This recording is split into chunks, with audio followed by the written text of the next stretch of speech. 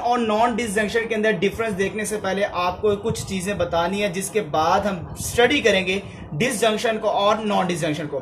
जैसे कि आपको पता है कि हमारे जिस्म के अंदर मौजूद होते हैं क्रोमोसोम्स,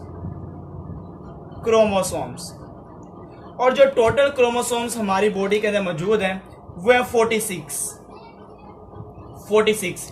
अब जो 46 क्रोमोसोम है, 46 में से कुछ क्रोमोसोम ऐसे हैं जो सेम टू सेम हर इंडिविजुअल में होते हैं, भला वो फीमेल हो भला वो मेल हो, और वो टोटल कितने होते हैं 44।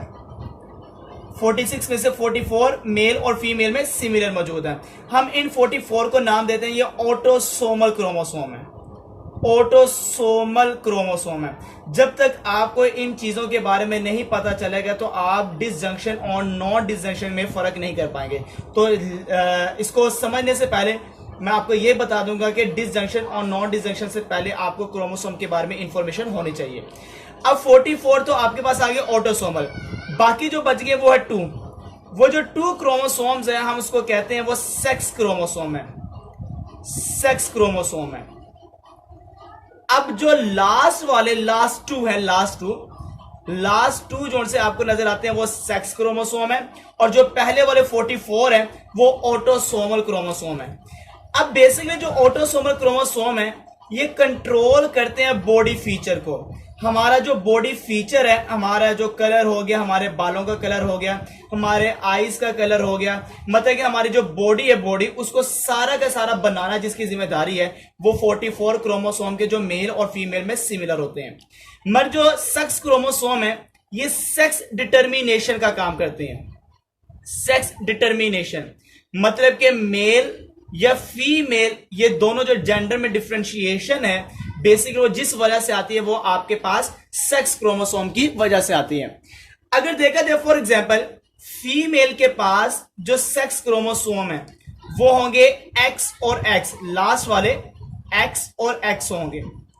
और अगर मेल के अंदर देखा जाए तो मेल के अंदर जो लास्ट क्रोमोसोम है वो नजर आते हैं एक्स और वाई, मतलब कि 44 ही फीमेल के पास है, 44 ही मेल के पास है, मगर मेल के पास लास्ट वाले एक्स और वाई है और फीमेल के पास एक्स और एक्स है।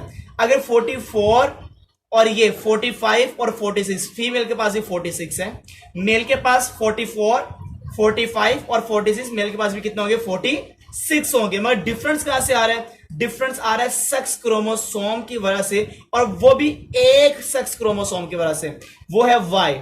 अगर वाई यहां पे ना होता, एक्स होता तो वो मेल ना, तो वो भी फीमेल होती। तो मेल के अंदर जो सेक्स क्रोमोसोम है एक एक्स होता है और एक वाई होता है। अब बेसिकली होता क्या है जो मैं आपको बताना चाह रहा हूं कि जो 46 क्रोमोसोम है, जब मेल के अंदर स्पर्म बनते हैं या फीमेल के अंदर जब एग बनता है तो ये 46 क्रोमोसोम सेपरेट होते हैं, और आपने पढ़ चुके हैं ये होते हैं मियोसिस की एनाफेज के अंदर। हाफ चले जाते हैं, आधे एक स्पर्म के पास और आधे चले जाते हैं दूसरे स्पर्म के पास।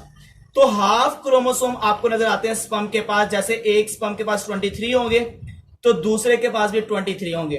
तो ये जो आपको मैंने बता रहा हूं कि जो क्रोमोसोम्स है वो सेपरेट होते हैं मियोसिस की एनाफेज के अंदर, और हाफ हाफ आपको नजर आते हैं किसके पास? स्पर्म के अंदर।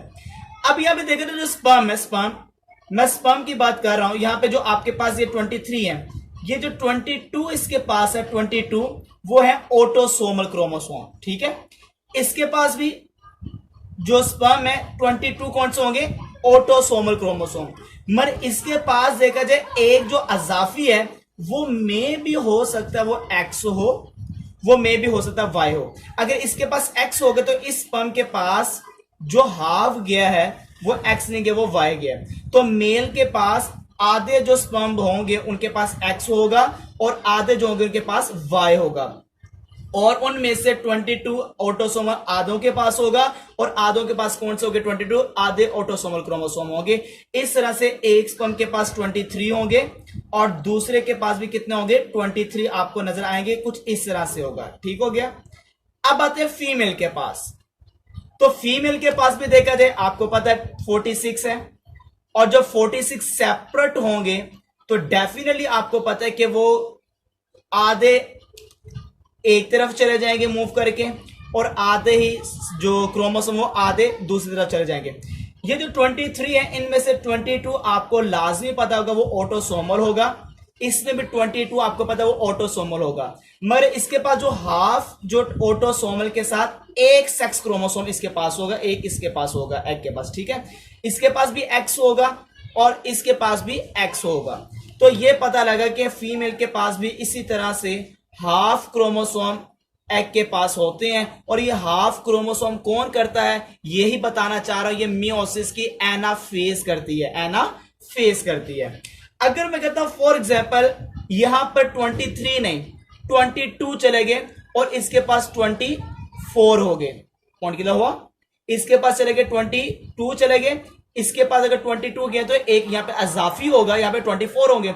इसका मतलब अगर क्रोमोसोम सेपरेट प्रॉपर नहीं होता, प्रॉपर जो होमोलॉग क्रोमोसोम सेपरेट नहीं होते तो हम उसको नाम देते हैं ये नॉन डिसजंक्शन है। अगर क्रोमोसोम्स प्रॉपर सेपरेट होते हैं 23 एक तरफ 23 एक तरफ तो हम इसको नाम देते हैं दे आर कॉल्ड डिसजंक्शन है। तो यहां पे जो दो डेफिनेशन है जो मैं बताना चाह रहा हूं, इसको बताने के लिए जो मैं सब कुछ बता रहा हूं क्रोमोसोम के बारे में जो आपको पता होना चाहिए वो ये है कि अगर क्रोमोसोम इक्वल सेपरेट होते हैं और इक्वल नंबर ऑफ गैमेट्स के पास जाते हैं और नॉर्मल गैमेट्स बनते हैं वो डिसजंक्शन है। अगर क्रोमोसोम जो होमोलोगस है वो इक्वल सेपरेट नहीं होते, इम्प्रॉपर सेपरेट होते हैं, आपके पास जो गैमेट्स के पास क्रोमोसोम की तादाद है वो भी इक्वल नहीं है और गैमेट्स भी इम्प्रॉपर बने हैं, वो भी नॉर्मल नहीं बने, अब नॉर्मल फॉर्मेशन होगी, उस वक्त हम कहते हैं ये नॉन डिसजंक्शन होती है। इस वक्त जो मैंने आपको ये एग्जांपल बताई है 23 23 ये 23 ये 23 ये डिसजंक्शन की मैंने एग्जांपल बताई है। अगर मैं ऐसे कर देता हूं 46 ही क्रोमोसोम है और सेपरेशन प्रॉपर नहीं हुई, ना होने की वजह से एक तरफ ज्यादा चले गए 24 और एक तरफ कम चले गया वो होगा 22। ये जो सेपरेशन है जो अनइक्वल सेपरेशन है हम इसको कहते हैं they are called non disjunction है। तो ये जरा सा मैंने आपको इन शॉर्ट बताया है कि डिसजंक्शन नॉर्मल सेपरेशन है और नॉन डिसजंक्शन में नॉर्मल सेपरेशन नहीं होती। कभी कभी ऑटोसोमल किसी के पास ज्यादा चला जाता है, कभी कभी सेक्स क्रोमोसोम चला जाता है या नहीं जाता, तो डिफरेंट किस्म की डिजीज होती है वो हम आगे जाके देखते हैं प्रॉपर तरीके से क्या दोनों में डिफरेंस और कौन कौन सी डिजीजेस हो सकती हैं। तो डेफिनेशन लिखता हूं डिसजंक्शन की, यहां पे हम लिखेंगे proper separation of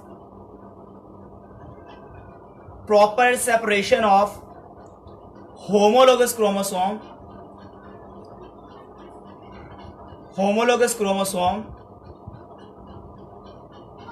in anaphase।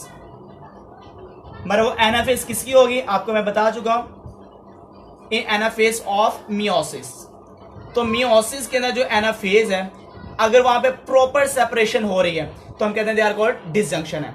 अगर इम्प्रॉपर हो रही है, सही तरीके से सेपरेशन नहीं हो रही, तो in proper separation of homologous chromosome in anaphase of meiosis, तो आप कहते हैं ये नॉन डिसजंक्शन है। यहां पे आपको नजर आते हैं equal number of chromosomes in gametes. तो गैमेट्स के अंदर अगर प्रॉपर या इक्वल नंबर नजर आती है 23 एक तरफ 23 एक तरफ तो आप इसको कहते हैं ये डिसजंक्शन है। अगर अनइक्वल नजर आती है, unequal separation unequal number of gametes नजर आते हैं, क्रोमोसोम नजर आते हैं गैमेट्स के अंदर, तो आप इसको कहते हैं ये नॉन डिसजंक्शन है। अगर नॉर्मल फॉर्मेशन होती है गैमेट्स की वो डिसजंक्शन में होगी। नॉर्मल फॉर्मेशन जो आपको नजर आती है गैमेट्स की वो आपको कहां पे नजर आती है, डिसजंक्शन के अंदर।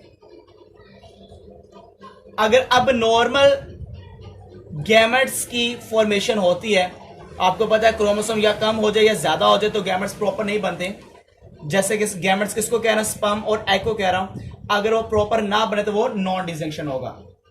ये दोनों में डिफरेंस है। अब देखते हैं जरा सा, यहां पर मैं जरा सा आपको एक पॉइंट बताता चलो जिसके लिहाज से मैंने आगे डिजीज बतानी है।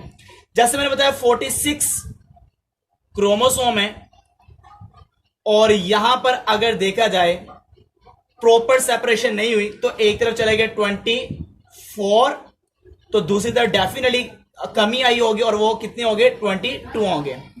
जब एक क्रोमोसोम बढ़ जाता है तो इस कंडीशन को नाम देते हैं ये ट्राइसोमी है, they are called trisomy. Trisomy का मतलब यहां पे एक क्रोमोसोम बढ़ गया तो 2n+1 लिख देते हैं, ठीक है, एक क्रोमोसोम बढ़ गया। मगर दूसरी ही तरफ एक क्रोमोसोम में कमी हुई है, दूसरे गैमेट्स के अंदर एक क्रोमोसोम की कमी आ चुकी है, तो वहां पे हम कहते हैं एक क्रोमोसोम कम हो चुके हैं, तो हम उसको कहते हैं ये मोनोसोमी है। ये कंडीशन का नाम है मोनोसोमी। तो मोनोसोमी का मतलब क्या है, 2n-1 लिखते हैं हमने। नॉर्मल जो पर्सन होता है, नॉर्मल पर्सन, हम उसको कहते हैं वो डाइसोमी है। जैसे फॉर एग्जांपल डिसजंक्शन में क्या होगा, 46 क्रोमोसोम है, तो equal number of homologous chromosome separate होंगे, यहां पर भी 23 होंगे, इधर भी 23 होंगे।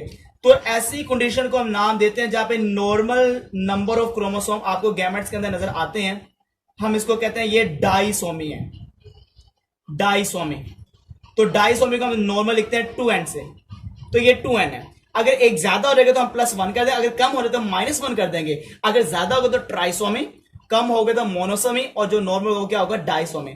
अगर मैं कहता हूं ट्राइसोमी, ट्राइसोमी एक क्रोमोसोम बढ़ जाए तो कौन सी डिजीज होती है, तो नाम याद रखना जो कि हमने पढ़नी है। एक का नाम है डाउन सिंड्रोम, एक बीमारी ये है डाउन सिंड्रोम, एक का नाम है लाइन फिल्टर सिंड्रोम। ये दो ऐसी डिजीज है जो कि एक क्रोमोसोम के अजाफी होने से होती है, और इसलिए ये दोनों डिजीज कौन सी है, ट्राइसोमी। मोनोसोमी कौन सी डिजीज है, उसका नाम है टर्नर सिंड्रोम, टर्नर सिंड्रोम। और जो टर्नर सिंड्रोम है बेसिकली ये मोनोसोमी एक क्रोमोसोम के कम होने की वजह से होती है। तो अब हम डिफरेंस देखते हैं डाउन सिंड्रोम के अंदर, लाइन फिल्टर के अंदर और टर्नर सिंड्रोम के अंदर, जो कि मैं अगली वीडियो के अंदर बताऊंगा down syndrome, line filter syndrome और टर्नर सिंड्रोम के अंदर क्या डिफरेंस है।